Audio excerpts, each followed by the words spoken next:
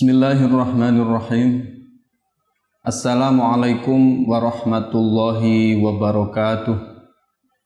Alhamdulillah nahmaduhu wa nashkuruhu ala ni'amihil jazilah. Ashhadu an la ilaha illallah wahdah la syarikalah wa ashhadu anna sayyidana Muhammadan abduhu wa rasuluhu la nabiyya ba'dah.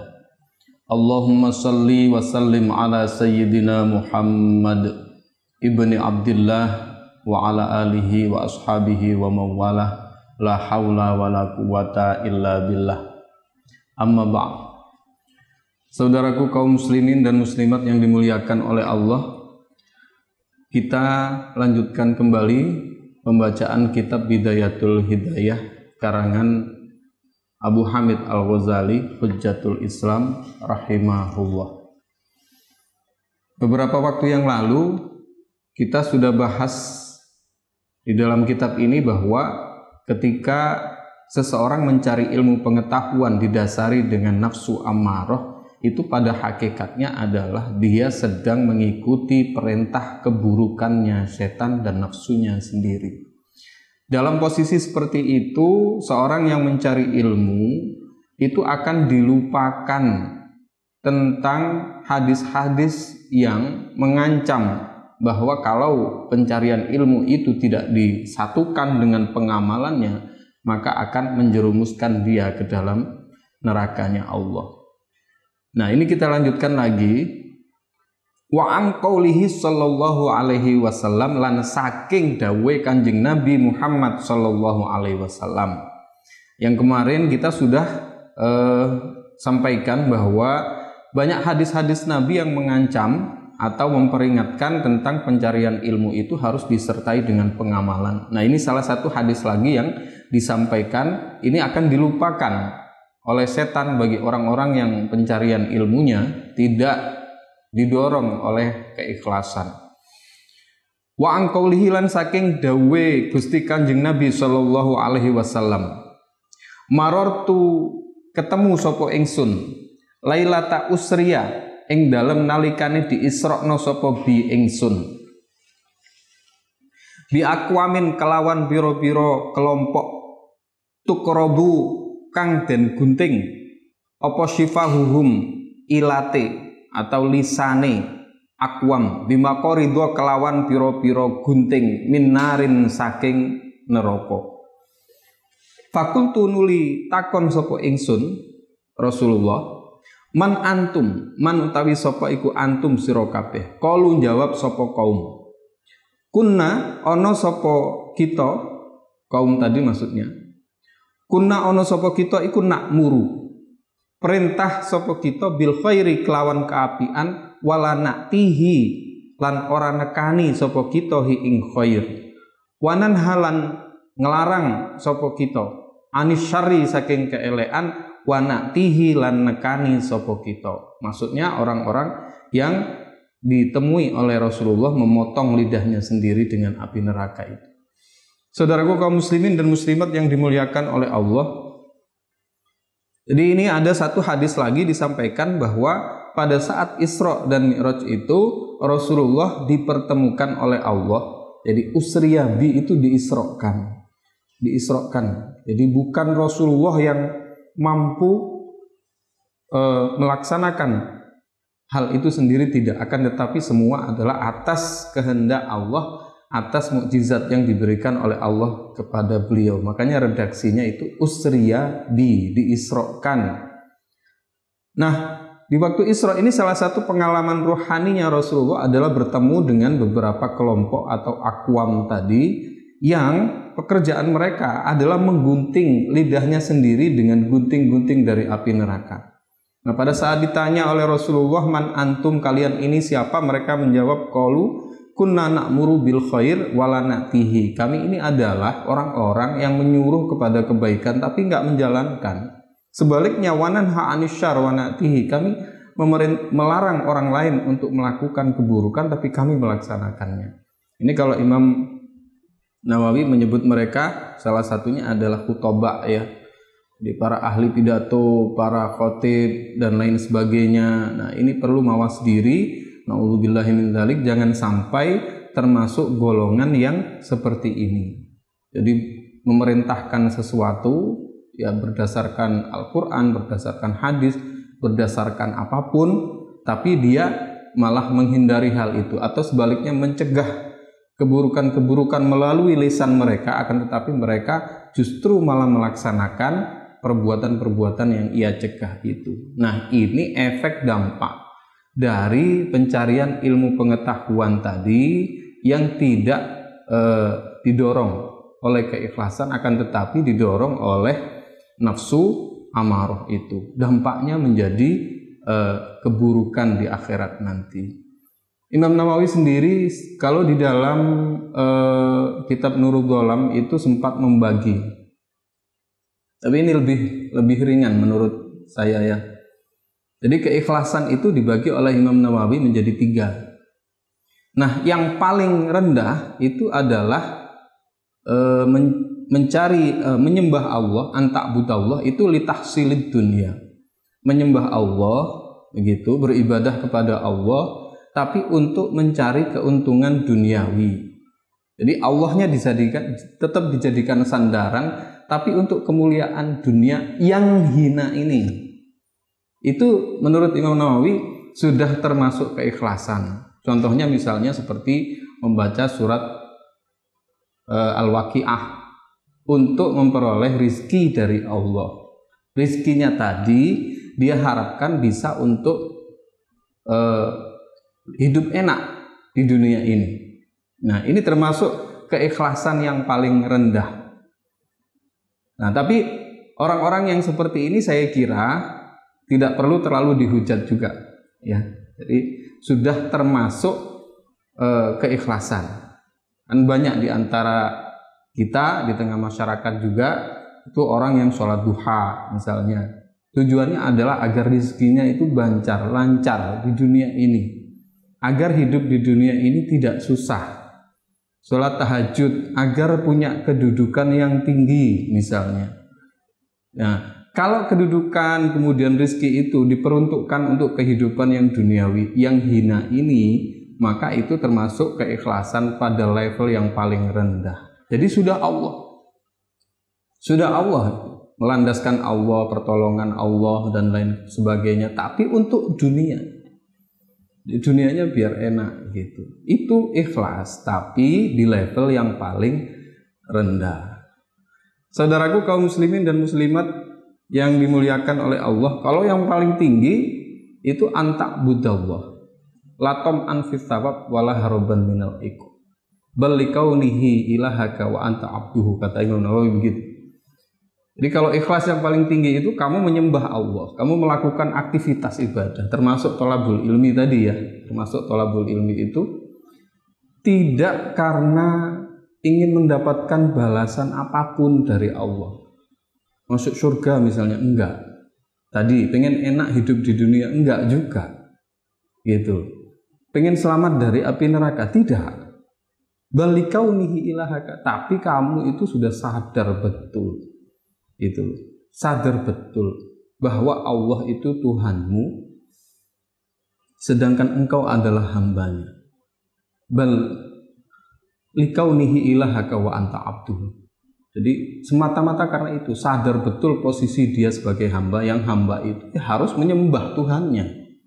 Begitu. Kita bisa menengok agama-agama yang lain, non-Islam, agama-agama yang bukan Islam, mereka menyembah Tuhannya sendiri. Bagaimana dengan kaum muslimin? Nah, ibaratnya begitu. Punya Tuhan, mengaku Tuhannya Allah, kok tidak disembah? Cara menyembahnya bagaimana? Dengan sholat, dengan wudhu, dengan puasa, dengan nafkah kepada seorang istrinya, mengajarkan ilmunya kepada murid-muridnya, dan lain sebagainya. Tapi itu semua tidak berharap apapun, karena memang itu sudah konsekuensi dari kehambaan kita kepada Allah Subhanahu wa Ta'ala. Nah, orang yang seperti inilah yang terbebas dari godaan setan. Karena kalau di level nafsu lawamah saja misalnya, itu masih. Jadi begini, kalau lawamah itu kan dari kata-kata mencela. Kalau nafsu amarah itu sudah jelas buruk. Syahwatiyah itu sudah jelas buruk. Tapi kalau lawamah itu sudah cukup bagus. Jadi nafsunya itu mencela pribadi orang yang memilikinya. Kalau dia tidak sholat, itu nafsunya berontak. Kamu itu kok nggak sholat gitu, kamu jelek banget. Kan tahu, kamu kalau sholat itu wajib misalnya. Baca Quran itu kan bagus. Menafkahi istri itu kan bagus. Itu nafsu lawwamah. Jadi nafsu yang sudah punya kritik, autokritik ya, terhadap pribadi si pemiliknya. Nah, orang yang seperti ini cukup rawan, masih cukup rawan stres ya kadang-kadang itu, karena dia autokritik itu dampak negatifnya adalah stres. Dia akan tertekan, mencela diri. Nah itu makanya kadang-kadang di tengah masyarakat itu ada orang-orang yang saya ini apa gitu, saya ini bukan siapa-siapa itu ya. Nah ini sebenarnya adalah nafsu lawwamah, mencela dirinya sendiri. Nah kalau sudah mutmainnah itu seperti keikhlasan yang disampaikan oleh Imam Nawawi tadi. Mutmainnah sudah ketundukannya, ketenangannya itu yang menyembah Allah itu sudah tidak bergejolak lagi. Diajak sholat tenang, diajak baca Quran tenang. Nah itu sudah mutmainnah. Makanya kalau sudah seperti ini sudah irji'i ila rabbiki radiyatan mardiyah. Sudah balik lagi kepada Allah sana. Kamu ridho, Allah pun ridho. Kalau sudah seperti itu. Artinya sudah kehambaan ya. Sifat kehambaan seorang manusia kepada Allah itu sudah tidak bisa ditakar-takar lagi. Surga, neraka. Itu sudah tidak ada artinya lagi. Karena memang dia tahu bahwa dirinya itu diciptakan. Dia diciptakan tuh ya betapa hinanya ya. Kalau kita melihat kursi, meja itu kan hina sekali.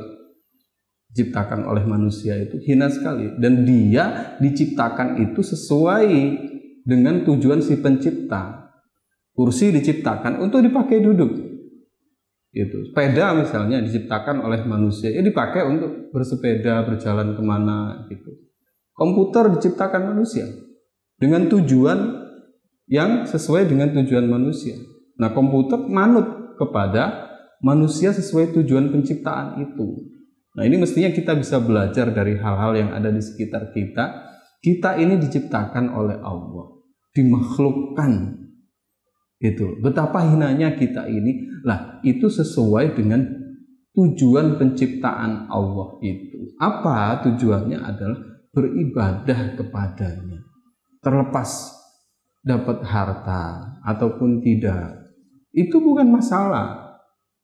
Kemudian dapat kemuliaan atau tidak, itu bukan masalah gitu. Nah, oleh sebab itu ini penting sekali ancaman-ancaman seperti ini menjadi autokritik bagi kita semua agar kita bisa sampai kepada nafsu yang mutmainnah, nafsu yang tenang, nafsu yang sejahtera ketika menyembah kepada Allah Subhanahu wa ta'ala. Kaum muslimin dan muslimat yang dimuliakan oleh Allah, kita lanjutkan lagi. Fa'iyaka mongko wedya sapa sira ya miskinu, wahai wong miskin. Ini Imam Ghazali menyebut santrinya, kita yang baca disebut miskin ya. Miskin itu kalau dalam kamus ada definisi yang menarik. Kenapa disebut miskin itu? Karena li'annahu qalilut tasarruf qalilul harokah. Karena orang miskin itu sedikit belanjanya, qalilut tasarruf qalilul harokah, sedikit geraknya. Beda dengan orang kaya. Kalau orang kaya itu kan banyak belanjanya, banyak geraknya. Jadi contoh misalnya kalau orang miskin mau belanja ya paling-paling ke pasar tradisional yang ada di desanya sendiri, kan begitu. Tidak bisa yang jauh-jauh gitu. Yang dibeli pun juga begitu. Paling baju juga harganya yang terbatas yang ada di pasar itu. Ya kalau mahar itu kayak mahar mithil ya.